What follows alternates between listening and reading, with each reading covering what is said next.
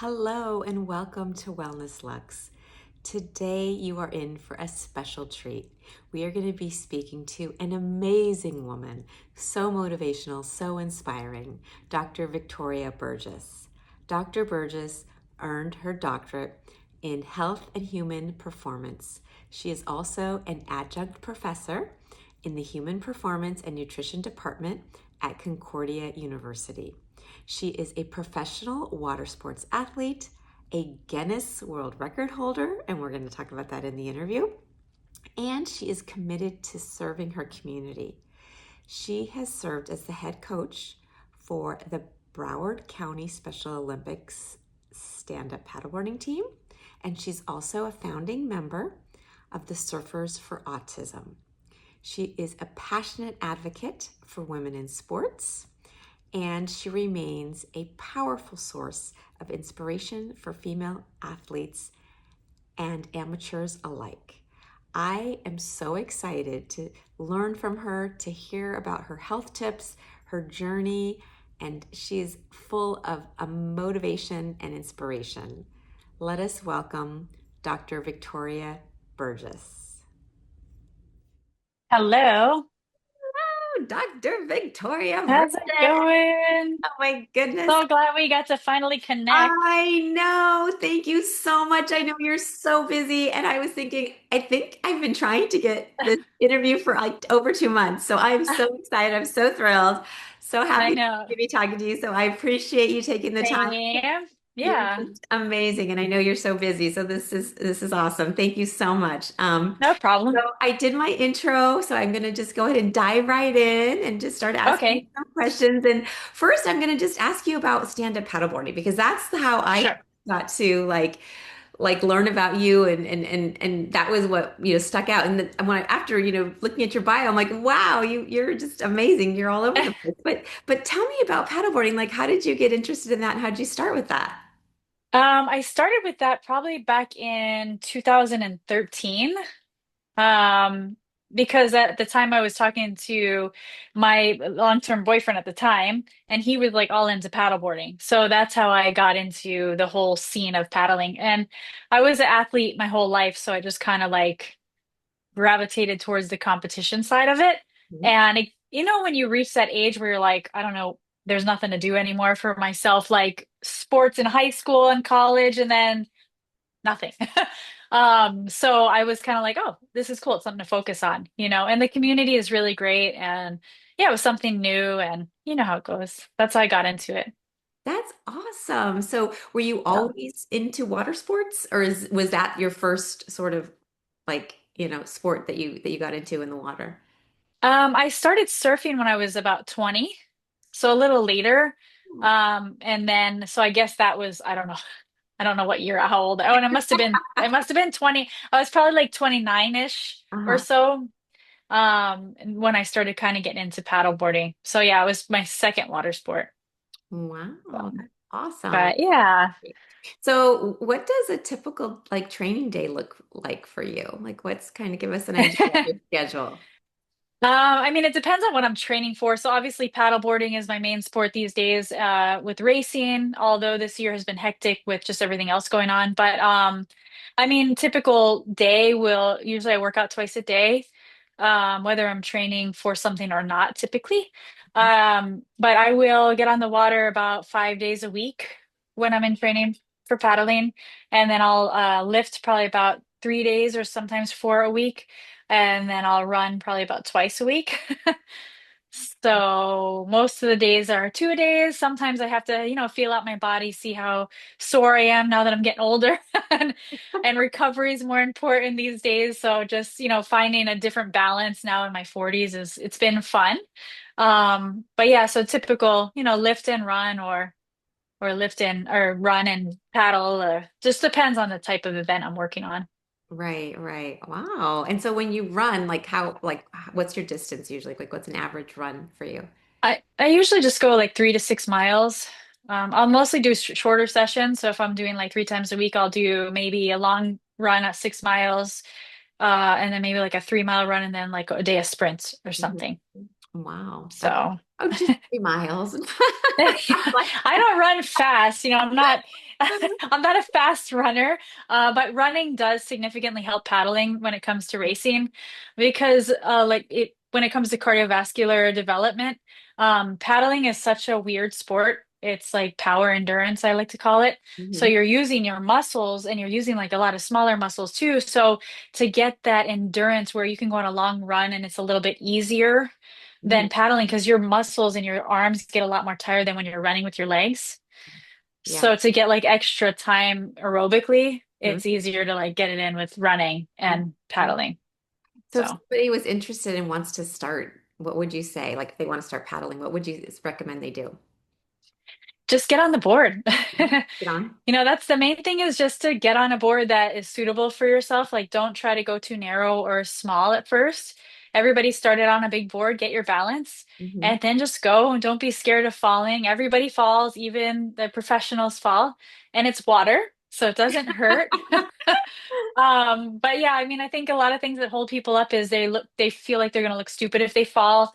Um, or they don't have good balance, so they're scared to like get on the board because they're scared they're going to lose their balance. But they make very wide boards. The more wide, the more volume, the less unstable it will be. Oh, that's So, great advice. I love that. Just do it. Just go for it, right? yeah, have you tried it? I have it, I tried it. It was, oh my, maybe like 10 years ago, and I Okay. loved it. It was so fun, but for me, I didn't have like a location to like keep the board and then like, move. I mean, it was a little bit hard to, think. So we rented them and tried it, Okay, but yeah. um and I'm a little bit nervous because we're closer to the ocean, so I feel like the waves are a little rougher. Like it'd be nice if it was like a calm lake or the water Yeah. was a little bit. Maybe I'm intimidated by that, I think. Yeah, the ocean is a little scary, but we have the Indian River here, which is nice and flat sometimes, most of the time. So, going out there on flat days, definitely important. But Right. the ocean, if you only have the ocean, it'll make you better faster, that's for Right, sure. yeah. A little scary, a little intimidating, but I definitely, I mean, I think if I could, easily transport it to water, I think it'd be easier for me. But Yeah, yeah, that is something for sure. They make the blow up boards, but they make them that you can get them to blow up pretty hard, where it feels like a regular board. But yeah, yeah, it's kind of yeah, yeah, a process. yeah. Nice. So. So if somebody says like, okay, I want to get healthy, but I don't know where to start, what would you say to them? Come to me and I'll help you. I love it. I think that a lot of times it's easier to break it down into smaller digestible pieces where Mhm. I'm a fan of writing and planning. Like I have a paper planner that I use because we are so busy these days and like there's so much stuff going on that we jumble it up in our mind. And I don't think enough people put it down on paper to see. I think we depend on our phones. It's really hard to see all these multiple things in your phone.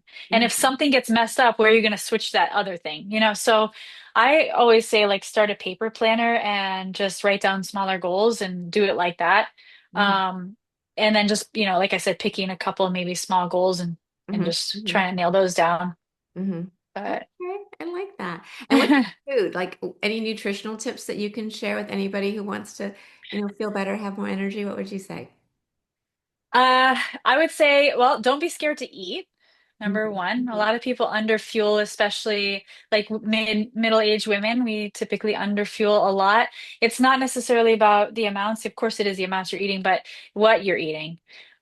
So if you're eating nutritious food and enough protein, you're going to lose weight, whether you're eating, 2,000 calories, 1,800 calories. Some people are like scared of those numbers and then they underfuel, and when we are dealing with hormones and stuff, it actually causes your body more stress.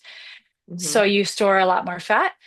So yeah, I would say, incorporate a lot of color on your plate, a lot of more protein than you think, because we definitely don't eat enough protein. And yeah, just try to don't be scared to eat. Yeah. Choices. Yeah, I like that. So what would be like a typical meal that you would eat? Like what's something like that you eat? I mean, I'm pretty boring. I try to keep things. I mean, I like salad, so I'll just during the day I have like the same breakfast. I'll have like eggs and like the Fin crisps and some sort of a maybe protein on the side. At lunch, I usually have like a salad with stuff on it, just a bunch of stuff. Mm-hmm. And dinner is all, a lot of times I just throw stuff in like tonight I'm having shredded pork and I'll probably make like a taco bowl or something. Mm-hmm. But I don't really, I love cooking and I can cook actually pretty good, but yeah, I just, you got to keep it, moving or else next thing you know, you don't have anything and you're like, I'll have eggs again tonight. No.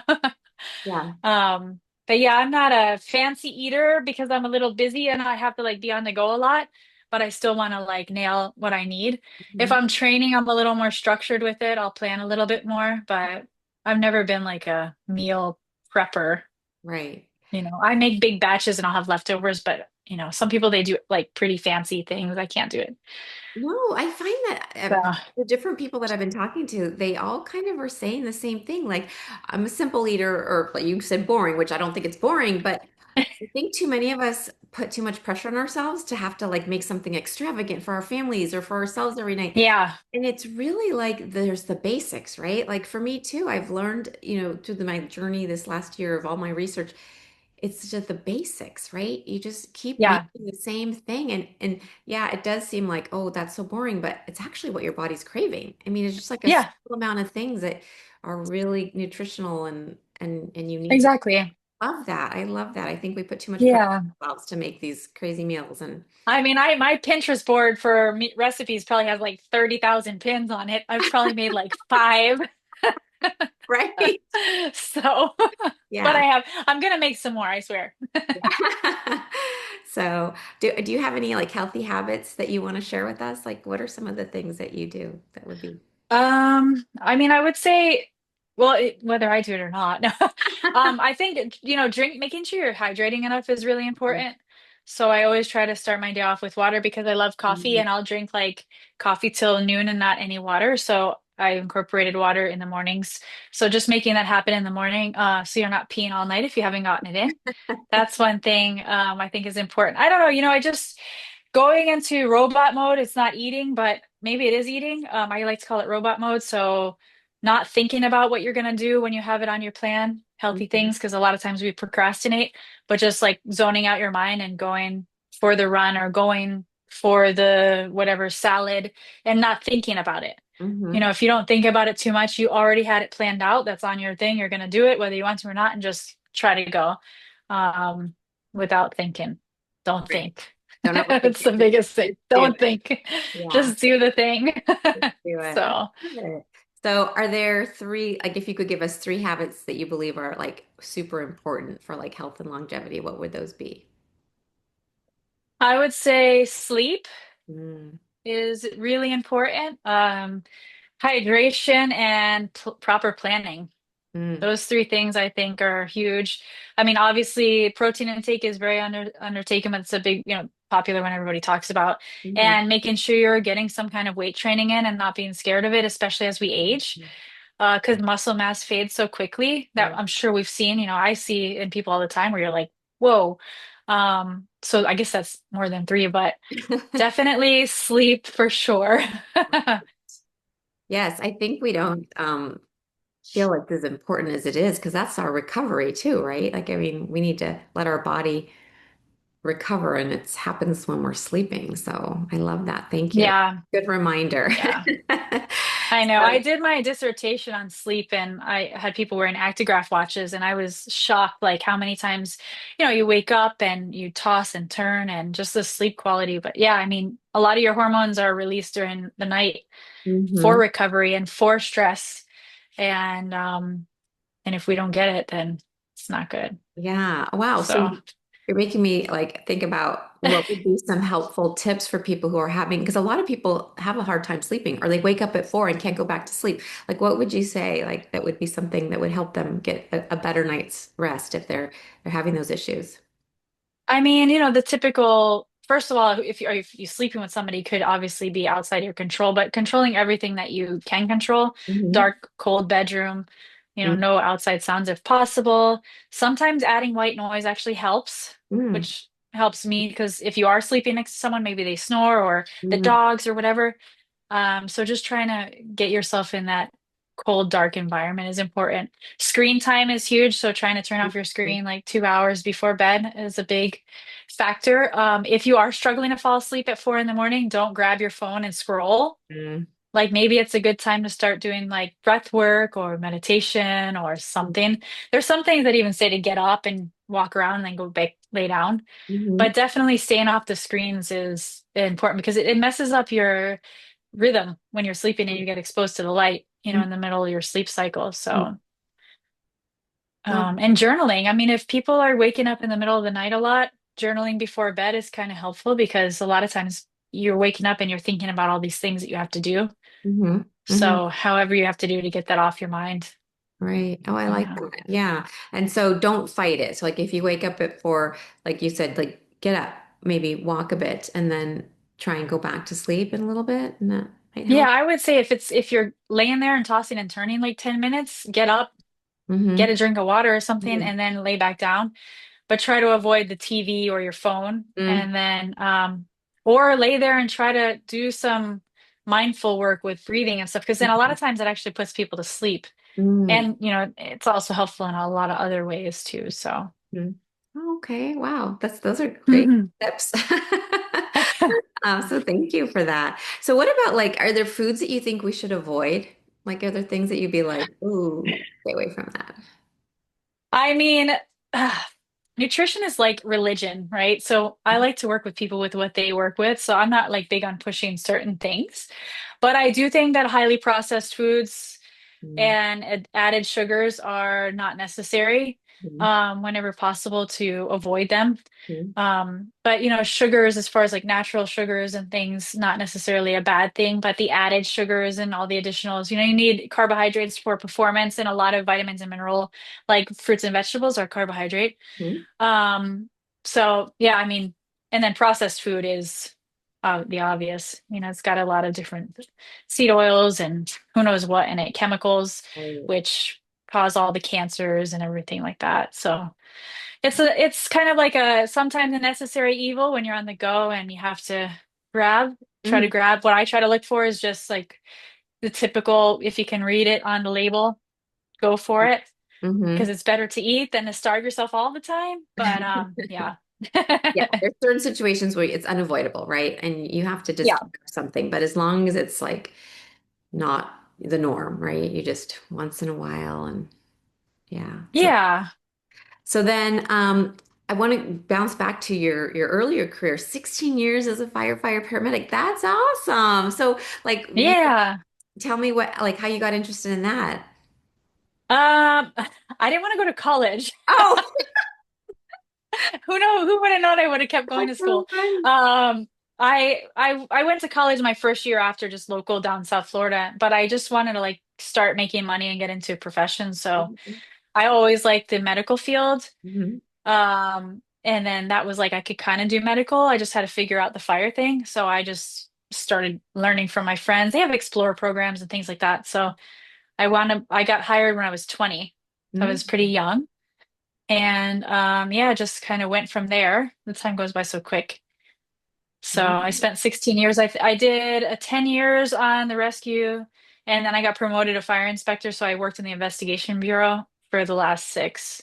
Oh, wow. And then the city that you worked for, they named some days after you? Tell us about that. That's so cool. What happened? That was because of the when I paddled from Cuba to Key West. Oh, okay. So they did like, the local. I grew up in South Florida and I Uh-huh. kind of like grew up pretty much in those 2 cities. And so it was kind of like the local thing. They were just like, yay, Yes. Okay. So celebration. I want to talk about that. You're gonna right. So what spurred you to do that? That's so cool.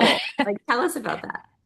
Well, when I was racing, I was actually like I was doing really good. I was pretty fast, but I reached a certain point where I wasn't professional. I couldn't train full time because I had to work. Mm. And I couldn't keep up with like the full-time athletes there.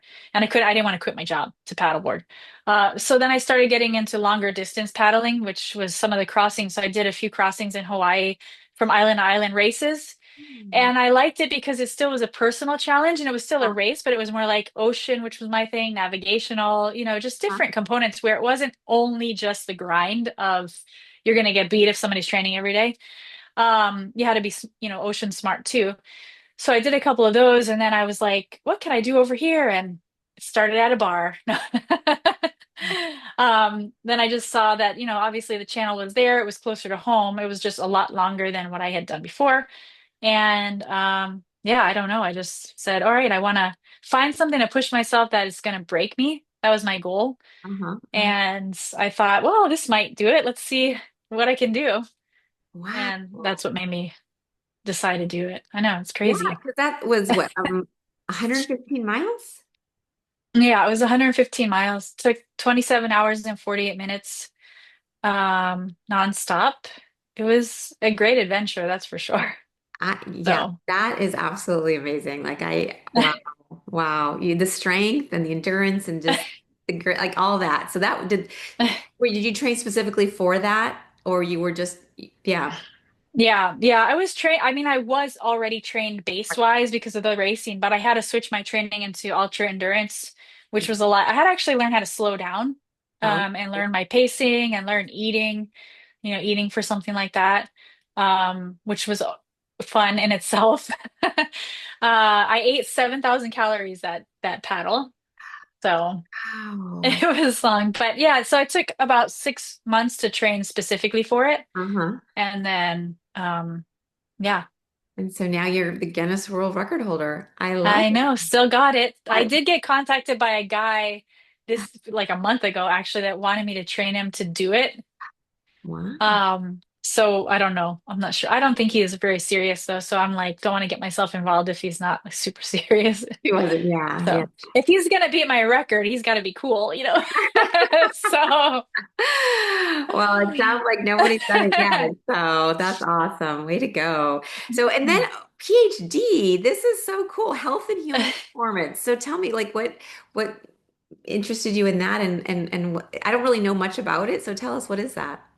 yeah, so I mean, health and human performance, like kinesiology and nutrition kind of mix. Okay. I got involved with that because of paddling. Actually, I was a subject in a study. Oh. And I was already had my master's. I wasn't going to do any more school. And I met Dr. Jose Antonio, who runs the International Society of Sports Nutrition. And he's a paddler too here in South Florida. So I was in one of his studies and we were talking about education. And I told him my background. He's like, you should get your PhD. And I'm like, you're crazy. I'm not going back to school. And then I realized I didn't think I wanted to do, be in the fire department for as long as I had to Uh-huh. retire Uh-huh. because I started so young and I was like, what can I do next? I don't want to just do this forever. So I was like, all right, I'll get my PhD. So, Oh. and yeah, I did it so I can make a good career change and still support my lifestyle, Mhm. and challenge myself in that way. It just so happened that everything happened all at once. Like the PhD, I was studying for, I was training for the crossing. Like that whole year was like this massive, I don't even know. You should have seen my planner that year. That's all I gotta say. I had like five different highlighter colors. It was a mess, but yeah, it's cool. It was Well, cool to you look at after. did it. So look at Yeah. you. I mean, that is such inspiration for people, because so many people like have a dream and then for something happens, right? And then they don't do it. And look, Yeah. I love that. That's so amazing. How Yeah. long did And it take you to get your PhD? well, I mean, I did all the school. I would probably say 16 years of school total. But I mean, the PhD part probably 3 years, I would think, Okay. maybe. Okay. All right. Um, but with the goals thing, I think, and I do this every year because it's all about timing, right? With what's going to happen. And every year I like to write my goals down, not like New Year's resolutions, but goals of the year. And I put them in an envelope and then I seal the envelope and I put it away. And I don't look at it until January 1st the next year. And what I found over the years is sometimes, and I'll carry some over that I still want to do. I'll write them down and then I'll make the new ones and put it away. Um, Sometimes it takes like 3 or 4 plus years, and I'll go back and look and I start crossing stuff off again, where I was like, all that stuff happened. I forgot about some of it, but it happened still. Uh-huh. So Yeah. when you make the goals, sometimes even if you don't reach them that year or that second that you want to, if it's important to you somehow, it's going to happen at some point when the timing is right. Mhm. So I mean, everything led up to the PhD thing. I mean, I never thought what I did 12 years before was going to bring me to be able to be like get into the program. You Mm-hmm. know, I already switched my major and my master's was in public administration. You know, so but I had prereqs for pre-med like years before. Uh-huh. So Uh, it kind of set me up. But then 12 years go by, who would have known, you know? But it wasn't a waste. At the time, I thought, what a waste of money and time I just spent on all that pre-med stuff because I was in the fire department, it was a weird schedule. mhm. But fast forward 12 years later, and it changed my whole life, Yeah. you know? So you really don't really know exactly when those things are going to happen, but when the timing is right, they wind up Yeah. happening. And if the timing is never right, then they don't happen. Yeah. Yeah. No, So but I love how, like, at the beginning of this interview, you said the whole reason you went into paramedics and firefighting was because you didn't want to go to school. Now look, you have a PhD. I know, I I know. I love always it. laugh I about that. love I'm it. like, No, but but yeah, it was a good route for me. And I was able to support myself and the schedule was great. So I've been able to travel a lot my whole life because of my schedule's always been so weird and Mhm. still get to go to school. And so it was like it was good timing for myself. Yeah, yeah. Well, So, congratulations. That's so inspiring. hey, Hopefully people will hear your story and be like, "Oh my gosh, I can do it too." Like, I know, I hope so too. Yeah. inspired because that's great. I love these stories. And so now Yeah. you're doing NuShape. So what got you into that and started with that? Yeah, so this year, actually, myself and three other partners, we started basically like a wellness company. We do body sculpting, nutrition coaching, regen med, like stem cell, things like that. I had been in when I switched careers, I was doing nutrition coaching, teaching online at the university for the last 5 or 6 years now. But yeah, this just came about over the last few years. We talked about it. We got the technology this year for the body sculpting Mhm. because the machine that we use, we're able to like extract the fat in a gentle way so we can actually use stem cell from the fat, which is awesome for regeneration purposes. And we kind of built a method over the last few years of just a bunch of different modalities for inflammation and all that stuff. So we're trying to put it all together and get it out there. But we do have two physical locations for the actual body sculpting. Mhm. And then everything else we do online or virtual with clients that are here and there. But the body sculpting people that are local, Mhm. we do everything in Stewart or Pompano, and they get the full service. It's like a concierge wellness kind of a thing. So, Oh, okay. Well, share yeah. it with me and I'll put it in the comments so that people can Okay. Yeah. get in touch with you if they're interested. Because Awesome. that would For be, sure. yeah, yeah, I'd love to put that in for you. And so any other advice that you'd like to share about health or wellness that we didn't talk about or cover that you think is important that you want to get out there? I would say it's just never too late. You know. So I think a lot of times people think they missed the bus because they gained the weight or they're too old or Mm-hmm. this hurts or that hurts. There's always a way to adapt different things. There's always a way you can reach goals without having to do twice a day workouts 5 days a week like me. Mm-hmm. I have to change things I do too because like my shoulder hurts now. And so a lot of times we make excuses because we've gotten into the habits of what we're doing, but it's never too late to start. So I would say, you know, start small, Mm-hmm. and those small pieces they add up. Oh, I love that. So Yeah, I agree. It's never too late. yeah, A lot of people, like you said, they're like, oh, I'm too old or I can't. But our body is like, it's amazing. It heals if you it give does. Yeah. proper, like food and your movement and all that. Like it's amazing. It's so I love Yeah, you for sharing that. Yeah, it's never it too is. late. Yeah. Just do it. It's true. Start little And baby you steps. don't exactly. We don't want to, the one thing that we all see these days, especially is like we don't want to depend on the traditional medical world to help us if we need help. We have to depend on ourselves and prevention or preventive medicine is the most important thing to do because look how hard it is to get a doctor's appointment.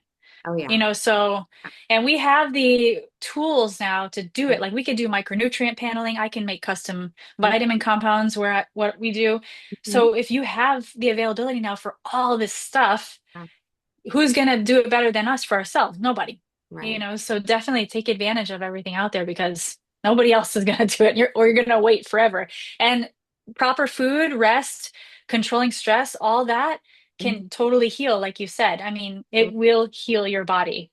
Right. Yeah. I believe So, a big belief yeah. too. So, wow, that's Wow, awesome. awesome. Well, Dr. Burgess, thank you so much for sharing your time, your example, and your story. I love it. So great. I learned so much today. Awesome. Thanks so much. I really appreciate you, being such a great example for women out there and for everybody. And I'm going to put your information in the comments. Now, if people want to follow you on social media, do you have a social media too that people can follow you to see what you're doing or? I mean, yeah, I have my own social medias under my name, Uh-huh. Okay, well, if you want to Victoria share that, Burgess. Yeah, okay, I'll share it. I'll put that Sure. on there. And are there Okay. any goals you have? Is there anything else that you're or right now? I'm yet, well, I mean, obviously the business thing is the main priority right now. Okay. I'm just trying to help people, but I'm Yeah. trying to qualify for Team USA to make it to the Pan Am Games in 2 years. So that's like my new goal for myself personally. I just got to get back on the board. I'm rooting for you. I can't wait. Well, Yay. we'll cheer you on. Thanks. That's so Awesome. amazing. Well, thank you so much again. And Thank you. hopefully, once you're on that team, we'll talk again. Yeah, definitely. Okay. Awesome. Thanks for having All me. right. Thank All you. right, All I'll right. see you.